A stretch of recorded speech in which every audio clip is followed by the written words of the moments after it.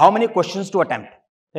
तो मैं ये हमेशा कहता हूं कि क्वेश्चन आपको मैक्सिमम अटेम्प्ट करने हैं।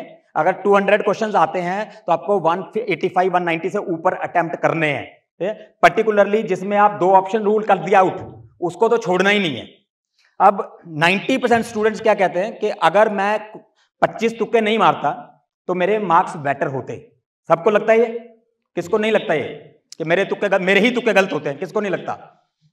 सबको ये लगता है कि मेरे ही तुक्के गलत होते हैं, कि मैंने 10 तुक्के मारे तो 10 के 10 गलत हो गए। एक्चुअली क्या होता है कि आपने 30 तुक्के मारे होते हैं, जो 20 तुक्के ठीक हो गए वो तो आपको आते थे, है ना? जो 10 गलत हो गए वही तुक्के थे। हमें तुक्के लगते ही वही हैं बाद में, जो हमारे गलत हो जाते हैं।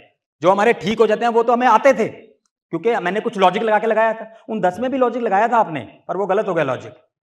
तो इट इज वेरी इंपॉर्टेंट कि अगर आपने डिनोमिनेटर, सपोज आपने सिर्फ वही क्वेश्चन किया जिसमें आप श्योर हो तो मुझे ये पक्का आता है, यही करूंगा, तो आप 100 क्वेश्चन भी अटेम्प्ट नहीं कर पाओगे। टॉपर भी 100 क्वेश्चन अटेम्प्ट नहीं कर पाएगा 200 में से, अगर आपको 100% श्योर वाले क्वेश्चन ही आंसर करने हैं।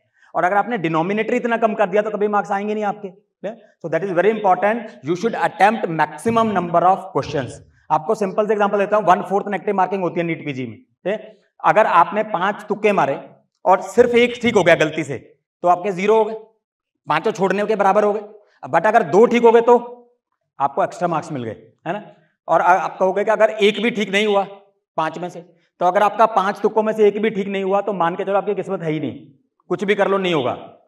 ऐसा कभी भी नहीं होता कि 5 में से एक भी तुक्का ठीक ना हो। तो दैट इज वेरी इंपॉर्टेंट कि थोड़ा सा लॉजिकल तुक्का तो लगाओगे, ऐसा नहीं कि आंखें बंद करके मार दोगे।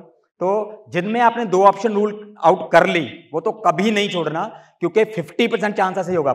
5 बार टॉस करोगे, 2 बार तो जीत ही जाओगे, 3 बार नहीं तो। So that is very important.